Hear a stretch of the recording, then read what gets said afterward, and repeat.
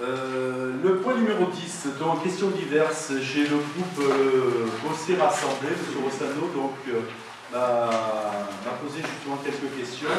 Suite aux écoles du Bossé sont brutalement l'objet d'une attention soutenue qui démontre que la vigilance sur la sécurité des élèves ne se résume pas à un contrôle tous les 3 ans.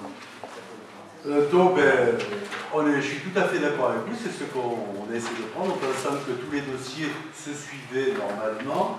On a eu, comme on comptait faire des travaux dans cette école pour refaire le sol, c'est là qu'on avait eu un petit peu, on s'est dit, avant de refaire le sol, il faut faire quand même voir les études où on en est, et c'est pour ça qu'on a demandé à ce que ce contrôle soit fait.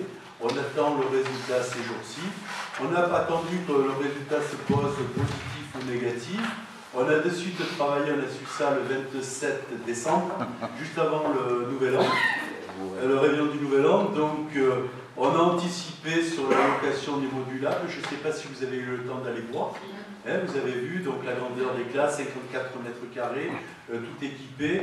Donc, on a fait le nécessaire et je remercie quand même le directeur des services techniques qui s'est vraiment investi, aussi le responsable de la sécurité qui s'est aussi énormément investi, et donc nos services à nous, avec Madame de Salvo et nous autres, toute notre équipe, et Laurence Boussala, qui a fait un travail énorme, parce que bon, comme elle assiste à toutes les réunions de parents d'élèves, bien entendu, elle avait des informations, et elle voulait en savoir beaucoup plus sur tout ce qui se disait en fonction de ces sols.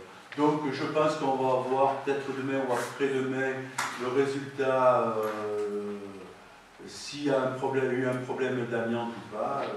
Les experts sont venus, donc ils ont vu leur appareil, on en saura plus. Mais de toute façon, aujourd'hui on nous a livré les derniers 3 modulables, et donc ça sera opérationnel normalement lundi matin pour la reprise des classes. Donc Madame la directrice Mango, c'est elle qui va attribuer les classes, bien entendu, à chaque professeur. Et les 2 classes sont restées donc comme prévu à Gavot. Par contre, je vais laisser la parole à Madame Boussala. Elle va vous donner aussi encore plus d'informations parce qu'elle y travaille quotidiennement vu que c'est sa délégation. Donc Laurence, le micro, merci.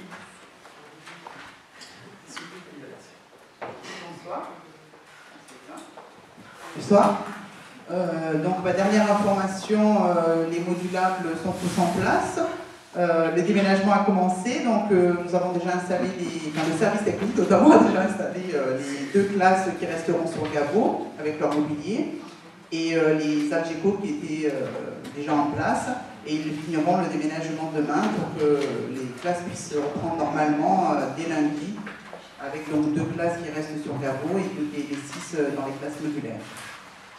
Voilà. Après, nous avons fait une information aux parents pour dire qu'il y avait de la garderie les 2 premiers jours, puisque comme a expliqué Monsieur le maire, on a été pris un peu de court avec la rentrée et on ne voulait pas prendre de risques, donc principe de précaution, on a préféré fermer l'école pour la sécurité et la santé de tous. Par la suite, on a fait une deuxième information le 5 pour informer les parents que l'école reprenait. Les enseignants n'ayant pas eu le temps de la faire, nous c'était assez difficile aussi, on avait fait un affichage et ensuite une information par les réseaux. Et donc nous avons organisé la réunion de jeudi auquel pas mal de personnes ont été présentes. Donc je vous avais invité à être présent. Voilà. Donc M. Rossano a été présent. Voilà, nous avons informé tout ce qui s'était passé au niveau des parents. Donc la plupart étaient quand même contents d'avoir eu ces informations. On a répondu à leurs questions. Après, il y a eu quelques questions supplémentaires pour lesquelles on a essayé de répondre comme on a pu, je dirais. Des parents ont proposé des salles supplémentaires au niveau de la maternelle Malraux et au niveau de l'élémentaire Pagnol. Bon, à savoir que le lendemain, elles ont été refusées comme les 2 premières que nous avons données.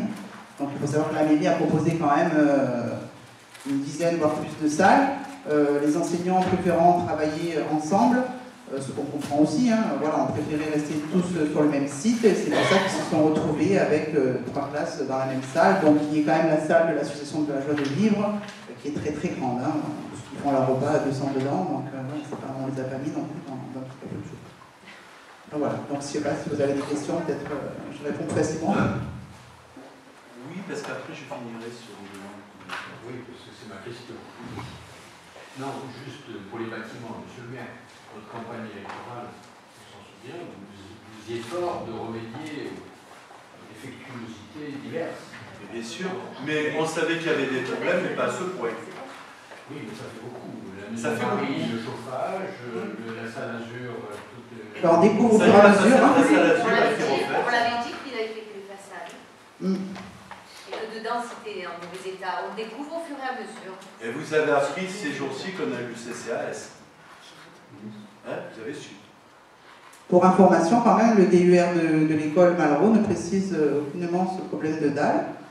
L'information que nous avons eue, la première information, je dirais, concernant la défection de ces dalles, c'était un remplacement qui a été demandé au conseil du mois de novembre. Donc, comme à chaque vacances, on fait intervenir le personnel. Donc, en décembre, c'est là qu'on s'est aperçu du problème et qu'on a Vous voulez recherché. savoir le diagnostic du dernier diagnostic, ce qui... Voilà, parce qu'on trouvait que ça s'était beaucoup dégradé. On a vu qu'en fait, ça n'avait pas été fait avant.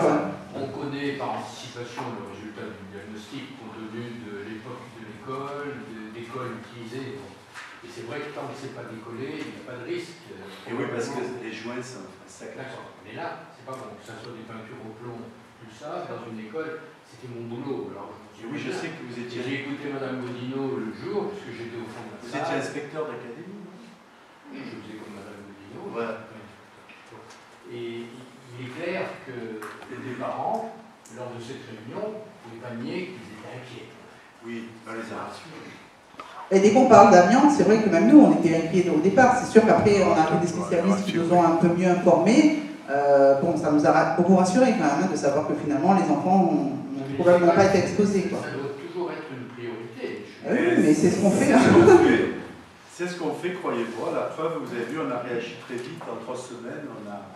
Après ce que vous m'avez parlé, justement, pour un petit peu décentraliser les écoles où elles sont, de revoir dans l'avenir se projeter en fonction à la construction de logements sociaux. Oui, mais M. Rossano, c'est vrai que bon, vous ne faites pas partie de toutes les commissions. On y a travaillé dessus. Et oui, mais je vous inviterai prochainement tous les deux, lorsqu'on travaille là-dessus, pour voir l'idée que nous avons, où on va transférer des écoles, et justement de ces bâtiments-là, d'en faire autre chose. 130 parents qui vont habiter là en plus, dans ce coin-là, plus une partie de gens qui relèvent du programme du Castellet, puisque, si j'ai bien compris, c'est 2 programmes, Castellet et le Bossé, on a un fond. Mais le Castellet, vous avez vu, elle fait une extension de ses écoles blanches et de son collège. Nous, on a encore largement de la place. Hein. Mais bon, on prévoit, on anticipe pour 2020. Les vendanges qui sont... Oui. Oui. Où est-ce qu'ils vont passer? Si je peux me permettre... Si je peux me permettre... C'est le même panneau, c'est le même lot. Les Sarments, c'est le Brûlat, c'est la même, on va dire, c'est la même société qui vont bâtir ces deux groupes. Ouais. Ces 2 sites, vous avez donc les Sarments et les vendanges. Mais tout va se concentrer à ce moment. Non, et non, les Sarments, c'est le Brûlat. C'est le Brûlat, les Sarments. Mais le Brûlat, il passe par cette dame du Castellet, vous avez le derrière de la Catière et tout ça. Le chemin du Vandala.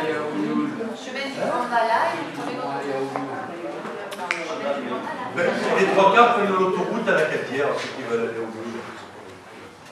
Par en bas. Moi, souvent, quelquefois que c'est à Groger, je passe par le Brûlat, je vais à la Catière. C'est notre point de vue. Mais la concentration de population et d'élèves sur cette partie du Bossé déséquilibre complètement la ville. Et pour l'avenir, c'est quelque chose qu'il faut bien penser. C'est pour ça qu'on a des visions sur ce qui va se faire prochainement, des installations de groupes scolaires d'ailleurs, pour justement arriver à fluidifier un petit peu cette organisation de ces écoles qui sont derrière lourdes. Il y a le collège, il y a des parents qui emmènent leurs enfants.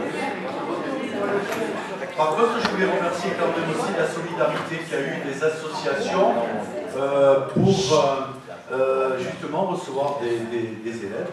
Le collège, donc, M. Suffren s'est proposé de nous ouvrir 3 classes. Hein, c'était vraiment sympa. Après la joie de vivre, ben, le côté intergénérationnel, ça a très bien marché. Elles ont dit, ben, nous, on se réunit tel jour et tel jour. Elles ont fait en sorte que ça ne gêne pas pour dépanner et recevoir aussi les enfants. Je trouve que ça a été quand même très sympathique et ça nous a beaucoup touché de voir ce côté d'amitié qu'il y avait et le côté de dépannage de nous dire on ne vous laisse pas dans tel événement. Après, comme vous voyez, ben, on assume la responsabilité, je crois qu'on l'assume tous. Comme vous pouvez voir, on essaie de faire pour le mieux. Mais bon, c'est pas toujours facile, mais bon, on est là, on s'est engagé, c'est pas pour rien, mais en même temps, on écoute aussi ce qu'on nous dit. On ne fait pas. Voilà. Y a-t-il d'autres questions? Du coup, ça aussi m'amène à poser notre question à la Bruxelles, parce que lorsqu'il y a eu les travaux de réflexion de la cantine Champagnole, lorsque vous avez fait le passage de la dalle, il y avait eu des petits soucis? Non.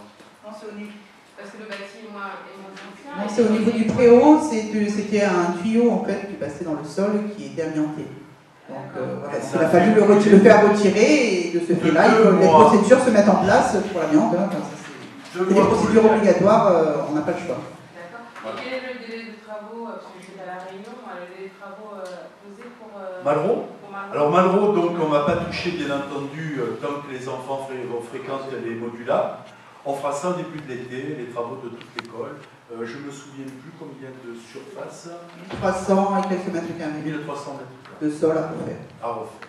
Parce qu'il y a des endroits qui sont moins touchés, mais on va refaire tout. On ne va pas faire des morceaux. Hein. Ils enlèvent ou ils recouvrent? On fait un capsulage avec une résine et ensuite on refait un sol. Là, je suis pas assez pro pour vous le faire. Normalement, sauf changement. Voilà. Écoutez, ben merci pour votre intervention. Et si je peux me permettre, ayant le spectacle Bloc cet après-midi, il est vraiment génial, donc pour tous ceux qui peuvent y aller, franchement, ça vaut le coup. Les élus, vous savez